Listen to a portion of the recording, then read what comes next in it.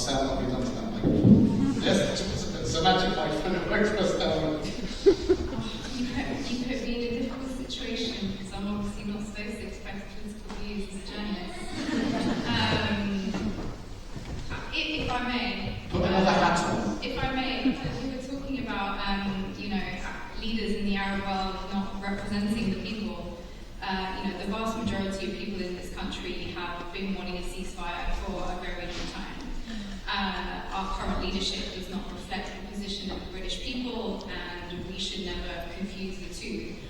Having said that, I think that we have a much more systemic problem of leadership in this country. I wouldn't even just consider it to be an issue to do with the Conservative Party. We obviously have elections coming up this year. We have a country that is now knee-deep in child poverty, poor housing, health and education, healthcare, like you name it, we are struggling as a nation. And I don't think, whether it's on Palestine or the future of this country, that you should be looking for people to save you. You need to save yourselves. And I mean this with every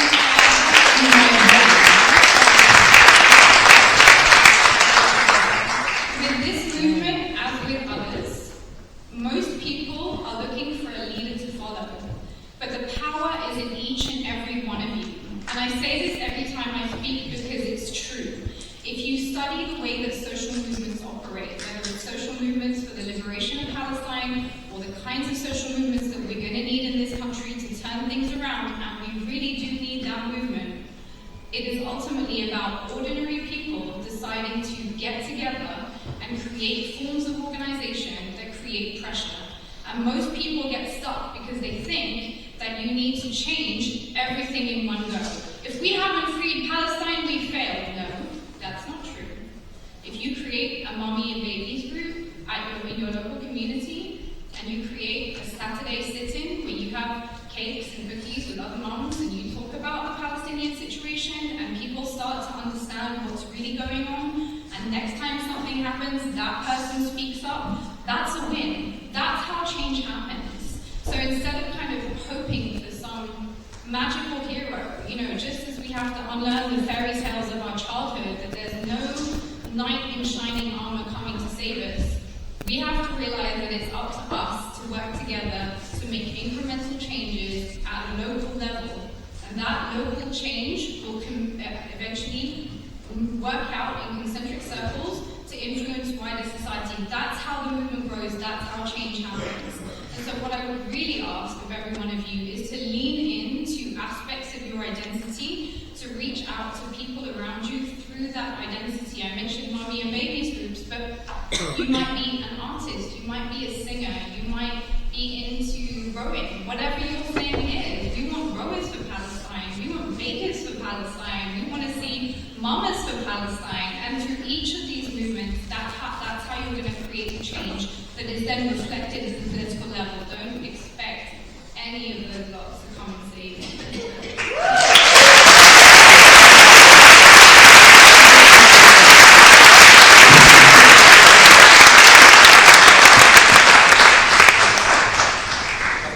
We have a microphone coming your way. This is something I know, though, it's close to your heart. And the question is from Kate, who says, what will be the impact of the suspension of UNRWA funding on Gaza's population? Are funding cuts from UK, etc., a political decision, in brackets, pro-Israel after the ICJ ruling? So, what is devastating after the ICJ ruling, which basically said that it is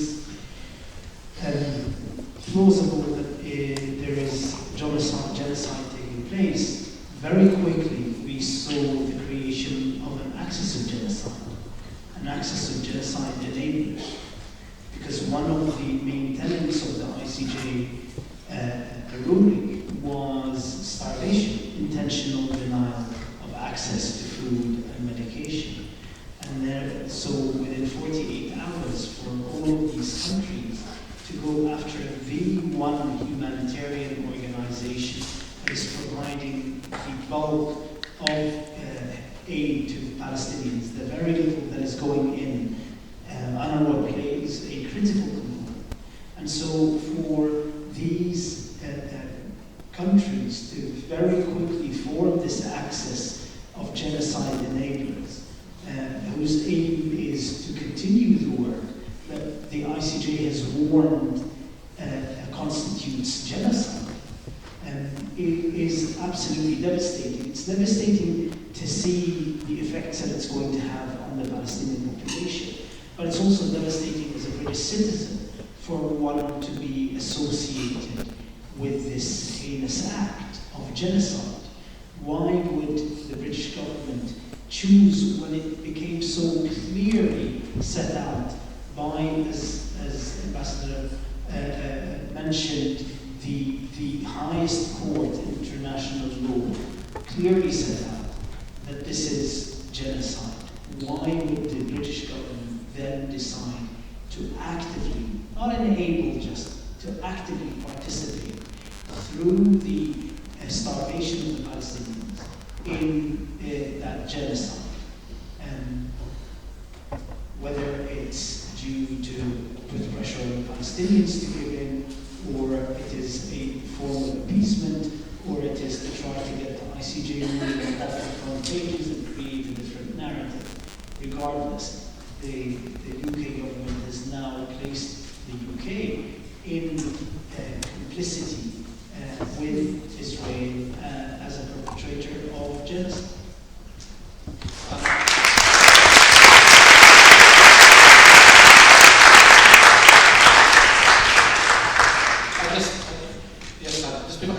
I want to, at this point, Dr. Zolman talked about South Africa. There are many other countries in the world, which you said, there are, who are actually very supportive of Palestinians and the Palestinian people. And I think one of them is Spain, because I think we should have a round of applause for Spain.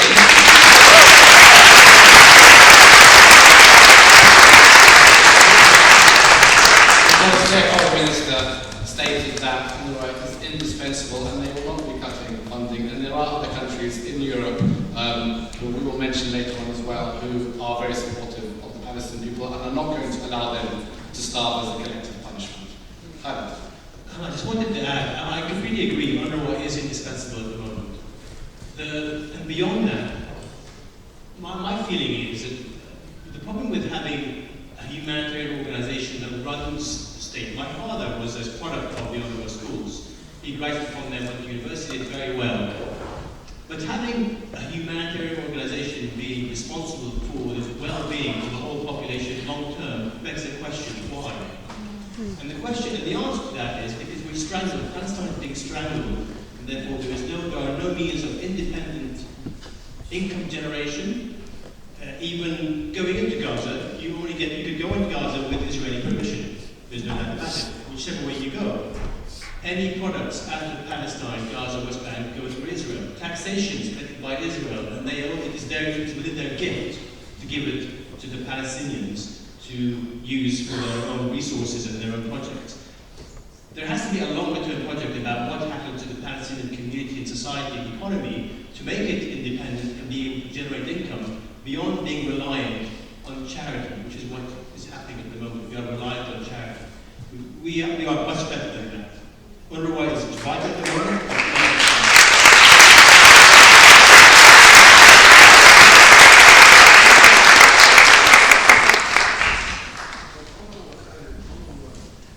UNRWA is not a charity.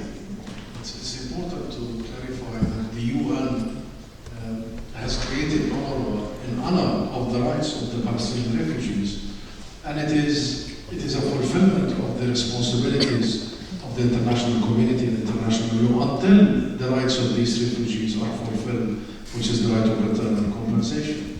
That's number one. Number two, in the meantime, given the situation, UNRWA is a lifeline. It's a lifeline. It's the lifeblood of many Palestinians in many places. Like your father, I was educated, a bit younger than your father, but I was educated by UNRWA. I was born in a refugee camp. And I tell you, the services that UNRWA provides for the Palestinian people is critical. It's critical and it's life-changing. Can you imagine a situation whereby all these refugees and refugee camps without that international commitment? So Israel, there are two sides to this UNRWA saga. The first is tactical. They wanted to deflate, divert from the ICJ and to taint the UN itself, because ICJ is UN, and say the UN is implicit in this. By the way, they have achieved a bit of that, because for the first few hours everybody was talking about UNRWA, not the ICJ. Not that Israel is officially now under investigation, on trial for genocide. But there is another side to this, which is really Israel telling the entire international community that if the choice is to destroy the entire UN system, we will do it. And there is the problem of the ganging of the few countries. Israel has dragged these countries, including the United Kingdom, into its wars against humanity, against everybody. But there is always a strategic goal for Israel, which is the dismantlement of UNRWA. Why? Because, go back, they always think, wrongly so, that UNRWA perpetuates the right of return, keeps the right of return. It's nonsense. The right of return has nothing to do with UNRWA. The right of return is a collective and individual right.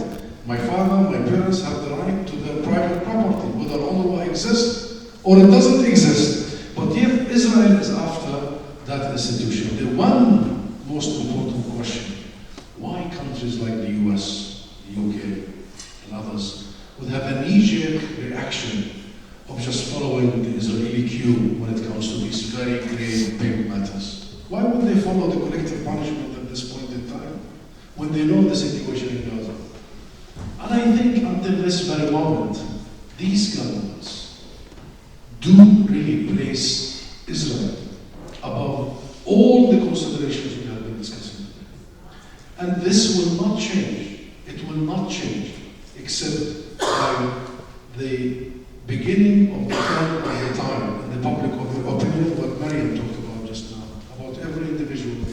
And I think we should not give up on the public opinions of these governments in the US. The biggest change is happening in the US, by the way. 70% of the US youth now are against Trump for his policy vis-a-vis Gaza. 70% cross-party, by the way, not just from one party. So things are changing.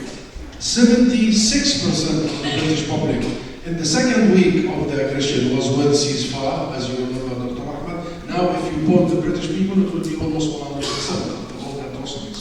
So we need to work with them to change a reality that lasted for a long time, where Israel has been made the exception to every rule. It has enjoyed impunity, and there is no time to discuss the reasons behind it. I'll leave it for another occasion.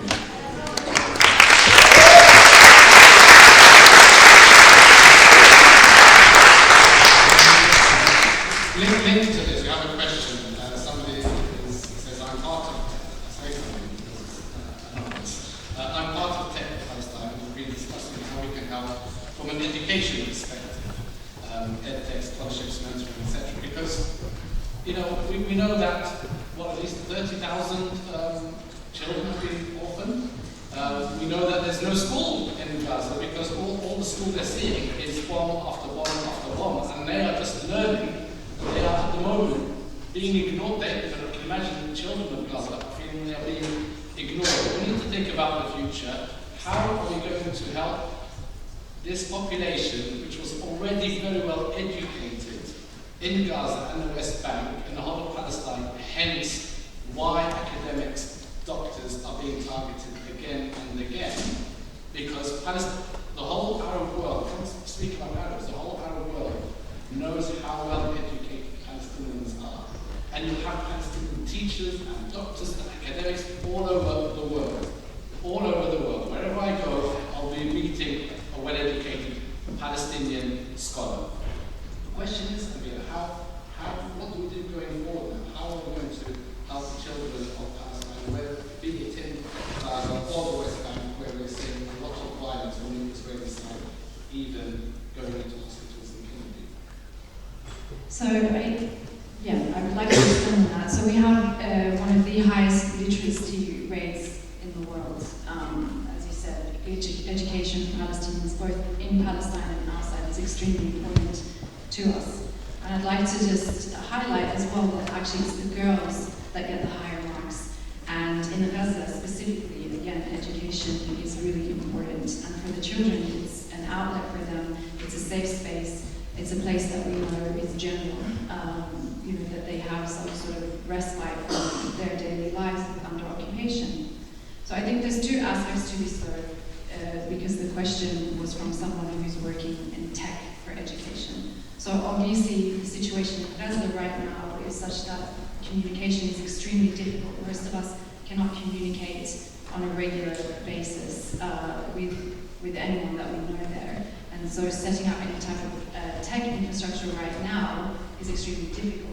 But I think actually it was Dr. غسان that said the real war begins the day after. So when we get that ceasefire, when we're allowed to have humanitarian aid come in, that's where the real work begins, because obviously Gaza has been decimated, every single university has been bombed or destroyed, children don't have access to education, and especially if UNRWA's now losing their funding. So I think it's about preparing for that time, and I would strongly urge, to Khalid's point, there is definitely a need for the decolonization of the entire humanitarian system that is in Palestine across the board.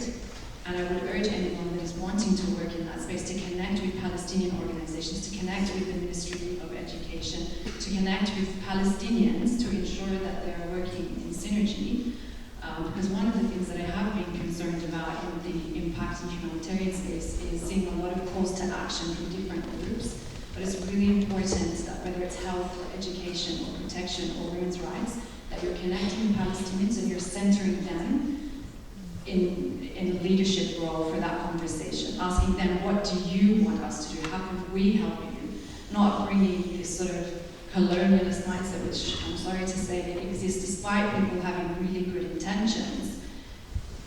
Unless, even for me, as a Palestinian that grew up in Australia, you have an idea of what it's like to live and be in Palestine. You want to help your family, you want to help your friends. If you have to sit and listen, be quiet, and let them lead you. So that would be my advice to anyone who's wanting to volunteer or work to support Palestinians.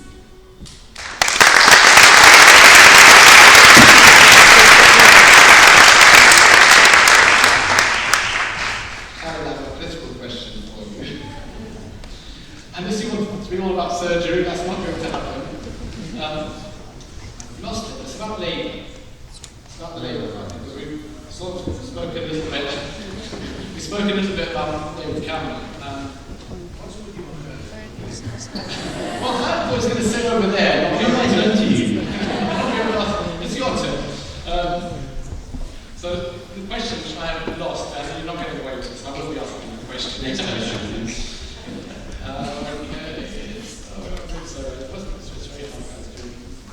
Screen here was it was about how do we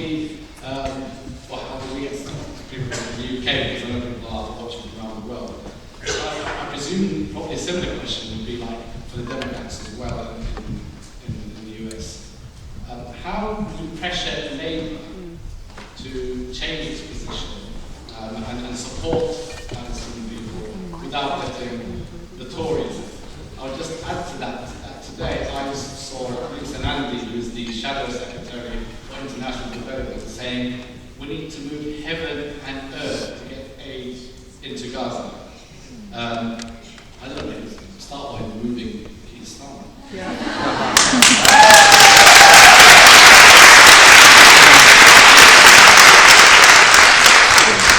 The question is, what can people here in the UK do from a politically, what can they do here to advocate for the Palestinian cause?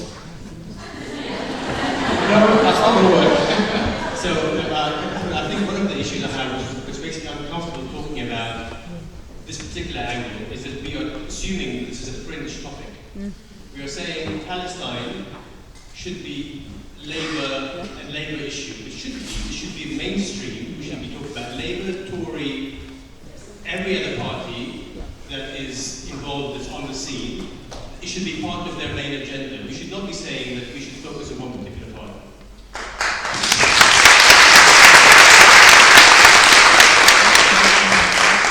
And I think that's a mistake we made, is that we've made it that, and it becomes an issue you've got to have with Labour friends from Palestine and so on, but never have There may be a small one.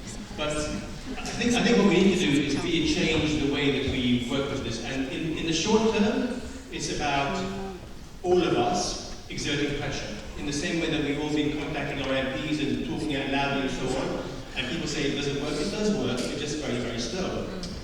And we don't have the kind of political authority and the reach that our opponents have, but we have the volume of people. And I think we need to work out a way of making that volume work better than it has done. But in the medium and long term, we must work on having people in every party talking about what we do and voicing our concerns and voicing what we think is right. I think that's the way to do it.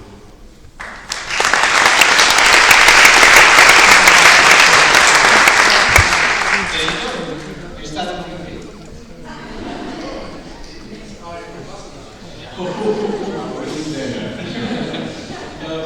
Miriam, this is connected. What do you think we can do now to reassure those in Gaza that we are really doing what we can to help them and pressuring all governments to call for a ceasefire? And I think that's definitely a question for you. So I guess I build on some of the things I was talking about because I realised that they might have sounded a little passive, like, oh, let's just have tea and talk about Palestine. But what I did mean is have tea and talk about Palestine whilst occupying a space. I think the time for disruptive action is now. In any democracy, if your elected leaders refuse to listen to you, and again, this stands for Palestine as well as anything else, and we have quite a few things we could discuss. Disruptive action is part of the popular vernacular. It is the language of the people when they are not willing to hear us, and we have a right to protest, to disrupt, and to make them listen. And I think that on this occasion, we are in that situation. So Hassan talked about the ICJ ruling. We now are in a situation where most of you hopefully are employed and you will be working in organizations, some of which may have ties to a government which is currently being investigated for genocide. And I'm going to suggest to you that it is not an unreasonable request to your organization, to your colleagues, that perhaps whilst this country is being investigated for genocide, perhaps we should divest. Perhaps we should step away from doing business with this company, with these organizations, while this goes on. This isn't to punish the individual people. There are good Israelis just like there are good Palestinians, but the government is currently being investigated for genocide. And we wouldn't stand for doing business with any other country that was, so why would there be an exception here? And I know some of you are concerned about how to have that conversation with your employers, and I know it's not easy. I would say two things. First of all, you have precedents in an ongoing conflict in Ukraine where many organizations decided to show acts of solidarity, right? They public-facing acts of solidarity. We saw teachers wearing Ukraine badges. So if there are teachers in here, I want to hear a conversation in the staff room within our unions. If we can wear a badge for Ukraine, can I just ask why we can't wear one for Palestine?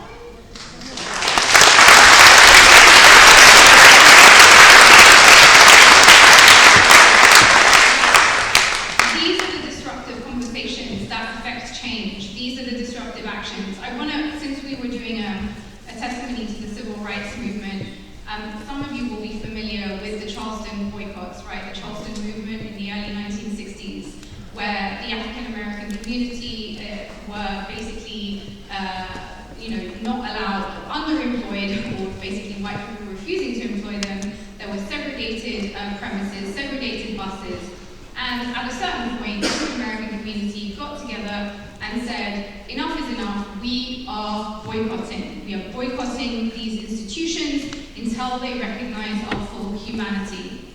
And I'll tell you something a lesson from that we really need to hear. Boycotting for the African American community who were already living in abject poverty meant not taking the bus.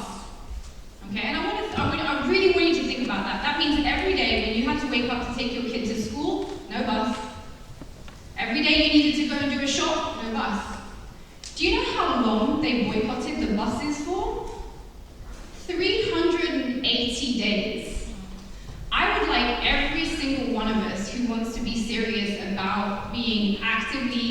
involved in challenging the structures of repression to take seriously what is involved here.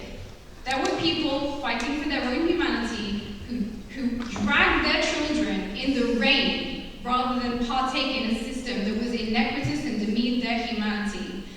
Every single one of us is going to be required to make sacrifices. The people in Gaza are making the most significant sacrifices. But I think if you have to not take the bus, or the proverbial bus, whatever that bus is to you, now is the time.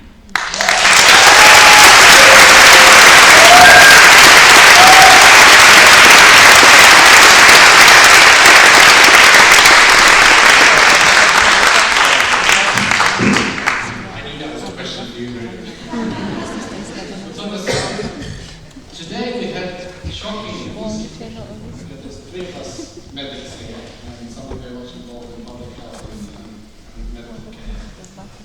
Shocking news that people dressed as civilians went into hospital in Geneva and killed 3 people. I mean, what were they thinking? Because I was in any hospital in the world, and I was working there as a doctor, and that happened, I would say, go and arrest the terrorists who did this.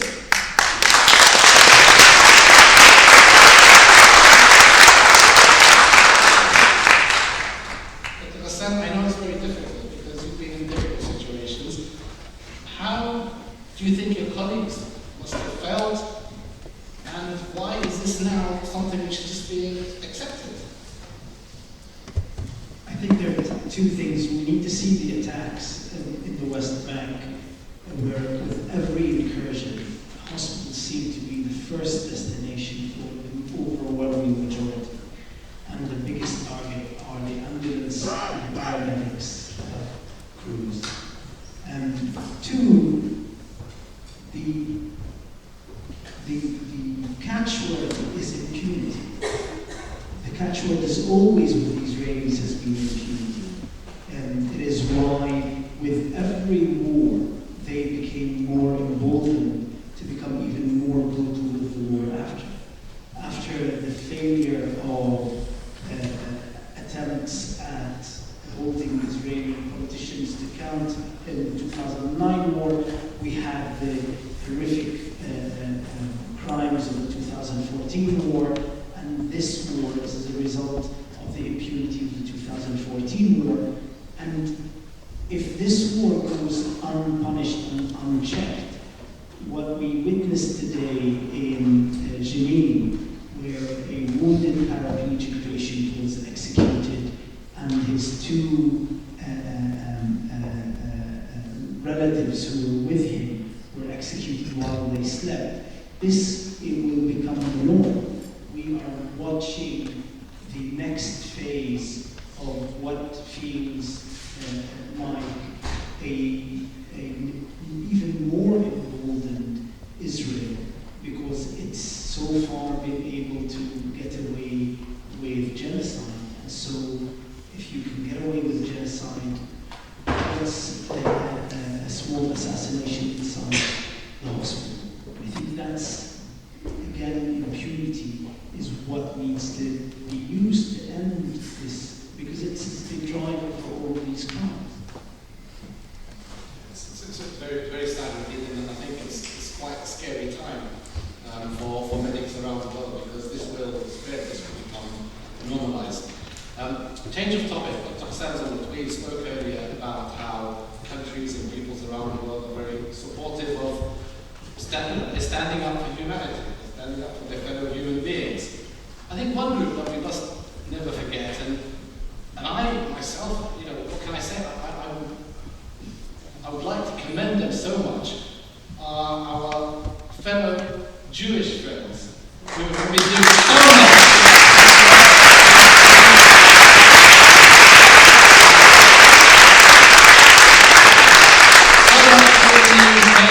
I've marched with them in Manchester, I've marched with them here in London, and you having been a representative in the US.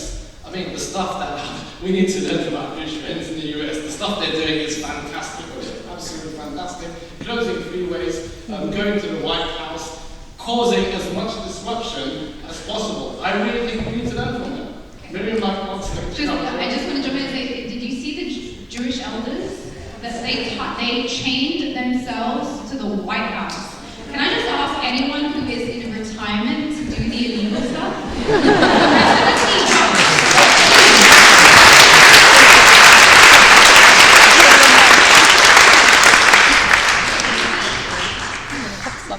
Well, Israel has really infected the world with divisive politics, narratives. Our issue is never, ever with the Jewish people. We have no issue with the Jewish people. And I agree, I've seen many of our Jewish brothers and sisters in the demos and the actions. And by the way, not only in the last 3.5 months, but over the last 75 years. Solid principle. It is absolutely ridiculous to assume that our issue, our struggle, is about the identity of our oppressors. It's ridiculous. Our issue is not the identity of our oppressors. Our issue is the fact of our oppression.